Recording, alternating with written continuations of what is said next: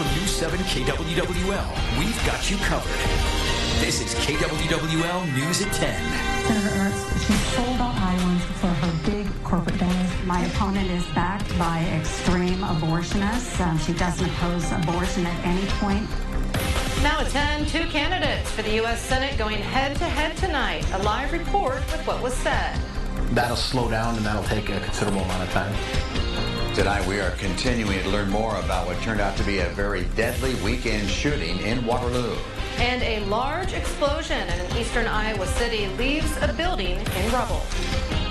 And good evening, everyone. I'm Ron Steele. And I'm Abby Turpin. Thank you for joining us. We begin tonight here at 10 o'clock with a huge explosion which happened on Loris Boulevard in Dubuque earlier tonight. Now here's a look at the fire from a house across the street. Just look at this large fire and so much debris scattered across that area. Now that home was leveled. As you can see, it is a hard sight to see. This video had been posted on Facebook by Coda Luna, and in the full video that he posted, he shows how the windows of the home he was in were also blown out by that explosion. We also wanted to show you a time lapse from the KWWL, one of the weather cameras over in Dubuque. From the East Dubuque side looking back, you can see the smoke start rising following the explosion on Loris Boulevard. This was right about 5:40 late this afternoon, early this evening. KWWL reporter AJ Capuano with the very latest right now. A shockwave felt for blocks. A towering inferno in a Dubuque neighborhood. Fire pouring from an underground gas line amid rubble. The blast shattering windows and oven doors blown out by the explosion. House blew up across the street. A cell phone video from the next door neighbor showing the frantic moments of escape. Fire was about right over the building right next to it. Felt it at my house, a couple blocks down. Residents rushing to rescue beloved pets. Some who live near here, quick to place blame for the blaze on utility crews, saying they smelled gas for over a half hour before the ruptured line ignited. Didn't know what they were doing. They didn't locate right. I go to school for this. Dubuque fire and police crews barricading the road nearby. Firefighters spraying the scene into the night. Authorities a few blocks behind me saying one firefighter was injured. Those injuries, luckily, are not life-threatening. AJ Capuano, News 7 KWWL. AJ, thank you very much. Quite a scene. It's still obviously very much a developing story out of Dubuque at this hour. So stay with us on air and online as we continue to learn more about the situation. Let's go and turn now to our area weather on this Monday evening. We'll take a live look outside. This view over the Iowa River Landing in Coralville. A nice picture out there. And yes, cooler temperatures have arrived. We'll send things now to Storm Track 7 Chief Meteorologist Mark Stackenberg with a first check of the forecast. Yeah, pretty quiet out there. And even some of the clouds are starting to break up across portions of eastern Iowa. As for the temperatures, we're dropping down into the middle 40s and upper 40s, eventually into the low 40s. But as you can see, no rain anymore. And again, those clouds are starting to break up just a bit. Temperatures right now, 49 in Waterloo, 48 in Dubuque, 46 in Cedar Rapids, 50 in Iowa City, Decorah 46. You'll see the temperatures drop into the mid-40s here late tonight and eventually low 40s by the time the sun comes up here first thing tomorrow morning. You'll see dry conditions here through the overnight hours. Decorah dropping down to 41, 42 in Waverly, Parkersburg down to 41, Manchester 42. Looking at Marengo, overnight low 43, Sigourney 43, same thing in Tipton, and Monticello at 42. Temperatures will be getting a bit cooler around here for highs over the next couple of days. We'll talk more about that in your Storm Track 7 forecast. Okay, Mark, back to you in a few minutes. After a violent weekend in downtown Waterloo, 2 people now are dead, and a number of others remain injured. Now, one person has been arrested, but it's not clear what their role was in this shooting that occurred Saturday.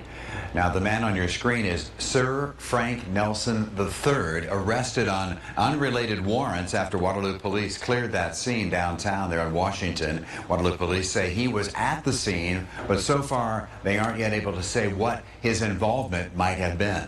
Now, this happened along West 4th Street in Washington, downtown Waterloo. Numerous law enforcement agencies responded around 3 a.m. Saturday. The victims' names have not been released, but we do know that they were a 22-year-old man and a 28-year-old woman. All told, 8 people were shot during an unauthorized event Saturday morning.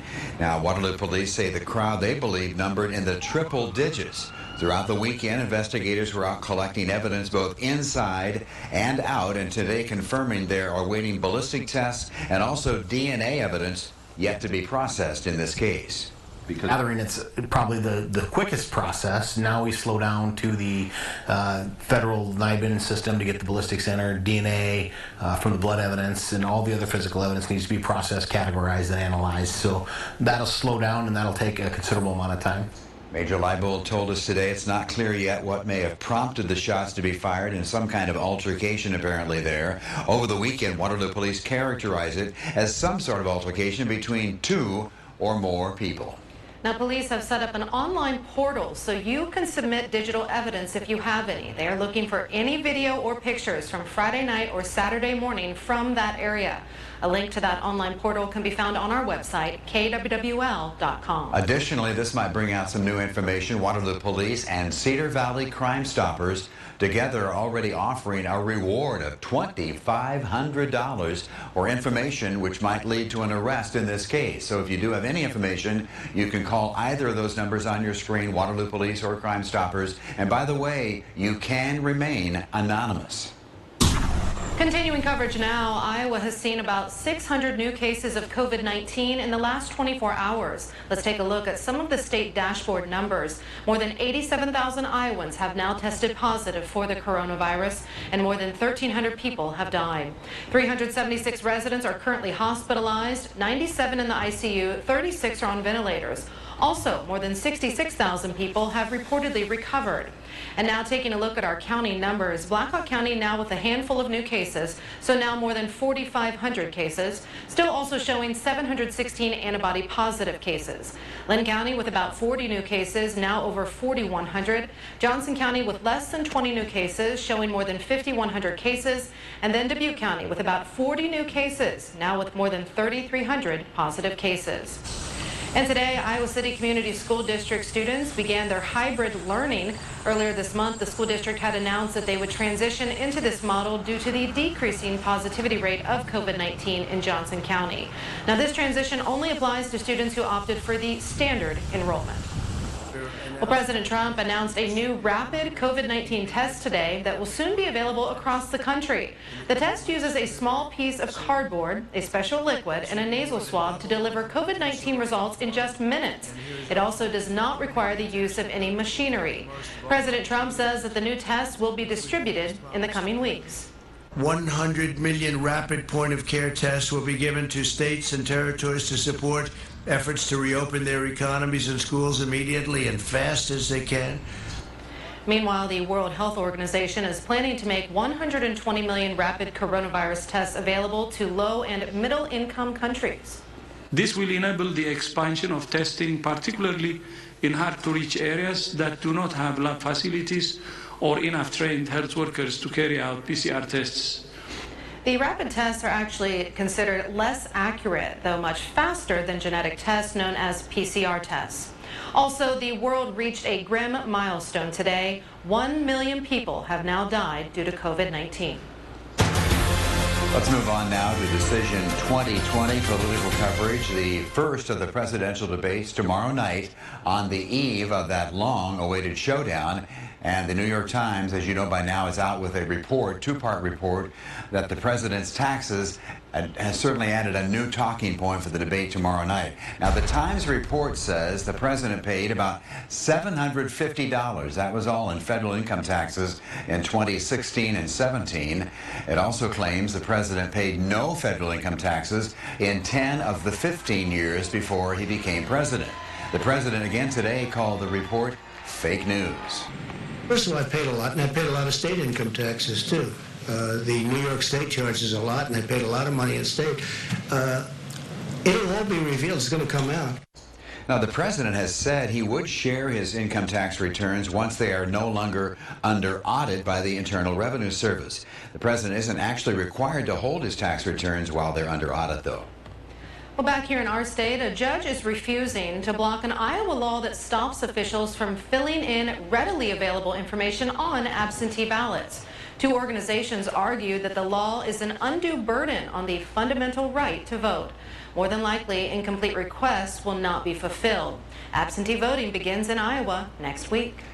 And tonight, the first Iowa United States Senate debate between Republican Senator Joni Ernst and her Democratic challenger, primary candidate Teresa Greenfield. KWWL's Vinnie Lowry is live here in the studio with a recap. Well, Abby and Ron, this is one of the most watched and competitive races in the nation come November. Both candidates tonight going head-to-head on many topics Iowans want to hear.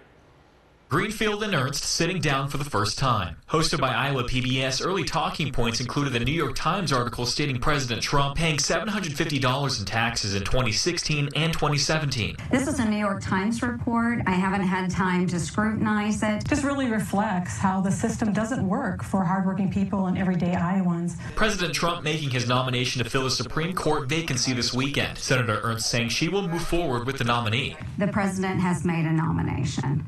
And so as a member of the Judiciary Committee, I will do my duty. We will vet the nominee. We know who the nominee is now, and we will move forward with that nominee. While Greenfield saying she is against adding more justices. That is our institution and our tradition, and I don't support packing the courts. And at times, both candidates fiery towards one another. Senator, this is a very, very clear all this along. is a and very if I need to clarify from last week, that's very fine. important issue. But again, one at a time. On COVID-19, the stimulus stalemate in Washington. Ernst saying Greenfield wouldn't support a Phase 4 stimulus package. She opposes the targeted relief bill. She opposed the CARES Act. She opposed the HEROES Act. we have a big fat problem. And this is a package that even President Trump wasn't ready to endorse because it didn't go far enough. Senator Ernst and Greenfield touched on police reform, both saying more work needs to be done in diverse communities. Teresa Greenfield has stated that our law enforcement system is systemically racist. We have systemic racism in all of our systems and have for generations, including our policing system. And the latest Des Moines Register Mediacom Iowa poll shows Greenfield with a slight lead over Senator Ernst by 3 percentage points. Abby, Ron?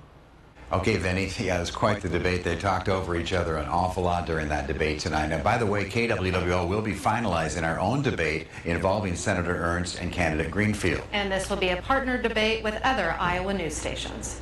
Well, still to come here tonight, how one area attraction is gearing up for a Halloween weekend. It is almost October and Halloween, and that means one local haunted attraction is now gearing up for its opening weekend. Now, we do have a preview for you, but beware, it is a haunted house, so some of this footage might be a little scary. KWWL's Taylor Vessel shows how you can haunt with some heart. You know, it felt like in March we were already getting scared by 2020. And as the closer we get to Halloween, the more excitement here at the Haunted Barn in Ladora. And when the sun goes down, the spooks come out. Spooking is just a term that we use for individuals that want to go ahead and come here, don a mask, and go ahead and scare other people. Jenny Olson doesn't scare easily. Scaring others, though, that comes easily. I'll give you a 3-second head start to get lost. The Haunted Barn in Ladora. KWWL got a preview before the haunting begins this weekend. This year's theme is a bit on the nose. It's 2020, highlighting a number of the year's challenges. While scary, these hauntings come from the heart. There's no greed. It's all about giving back. Something I think needs to happen a lot more. We don't do this to turn a profit. We do this to help out the community. Every night they spook. They spook for a cause. It's like $2,000, $3,000 just for a basic firefighter gear setup. From local firefighters to charities to the only veterans homeless shelter in Iowa. Most individuals that are actually spooking are veterans, their veteran spouses, their veterans fans, so, you know, and it's like a family, and we love it. 75% of the cost of admission goes to charity. The rest of the profits throughout the year will be divvied between scholarships and other local organizations in Iowa County. Also, all these scary spooks volunteer. This is a lot of our first time doing this. Like, I grew up going through the Haunted Barn in Marengo. It's odd, really, that some place so scary can also bring so much laughter. It's something that's fun. It's something where you have a team and it's team-oriented, and it's something that we give back to the community and make the community a better place. Yeah, I know.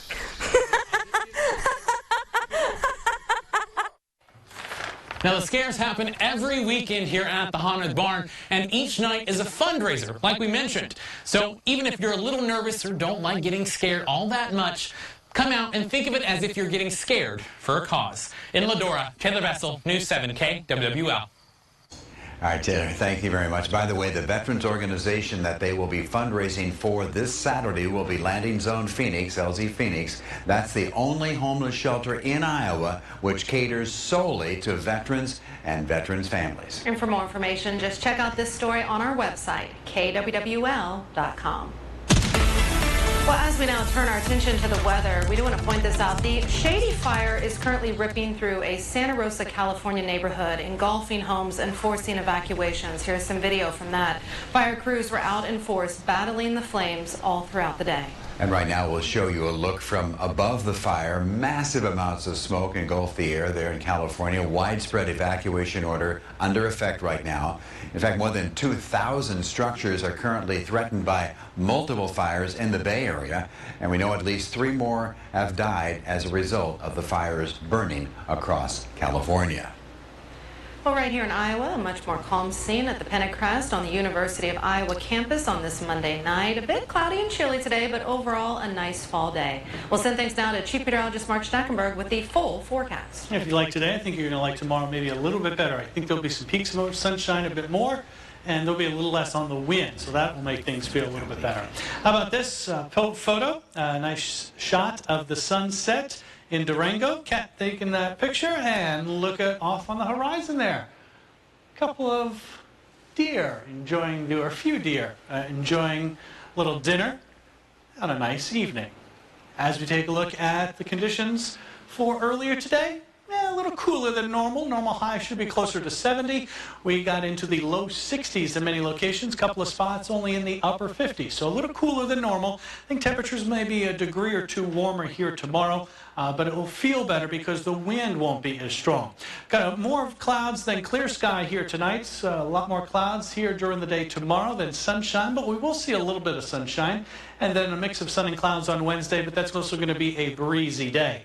Here's a look at the big picture across the region. We had a few showers across parts of Iowa into Minnesota and Wisconsin, but as the sun set, we had the showers dissipate, and in some areas the sky is clear, but there's still some more clouds back to the north and west, and those will swing on into the area as we get into the overnight hours. Right now, clear sky in Dubuque, 48 degrees. Wind is light at about 8 miles per hour. I'm looking at a temperature of 45 in Decorah. Same thing in Old Wine, 48 in Elkader, as well as Dubuque.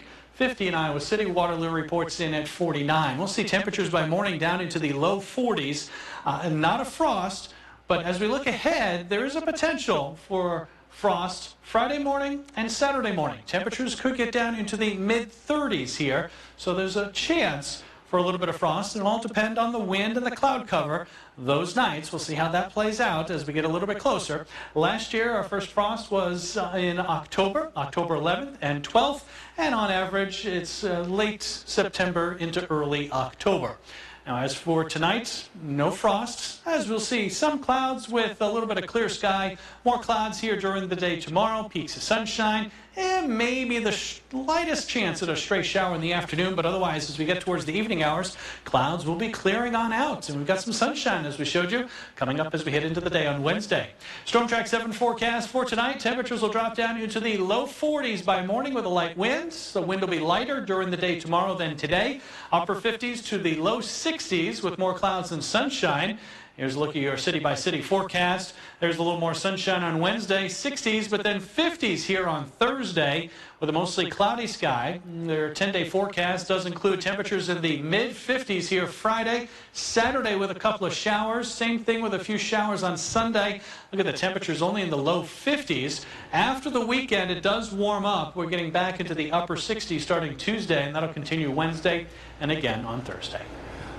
Mark, thanks a lot. Coming up next, Iowa State head coach Matt Campbell weighs in as the Cyclones look to keep it rolling as Oklahoma, the Sooners, coming to town. Plus, we're going to hear from UNI's Mark Farley as to whether 2 All-Americans will change their minds on opting out of the season as the Panthers enter fall camp. Mark Woodley joins us next. Now, KWWL Sports. Spring practice turned to fall practice in 2020. Tomorrow, the Panthers open the first of 15 workouts as they get set for a season that's going to start in February. Now, one question now that the schedule is set is, will defensive All-Americans Xavier Williams and Ellerson Smith play in the spring. Now, if you recall, the pair had announced in the late summer they planned to transfer from UNI to play fall football, but that didn't happen, and both are still in Cedar Falls finishing their degrees. However, Mark Farley says the chances of those two actually playing in the spring season aren't very high. If they are available, then they're a bonus because they're great players, but I'm gonna help them and guide them what's best for them as much as what's best for us, and go from there.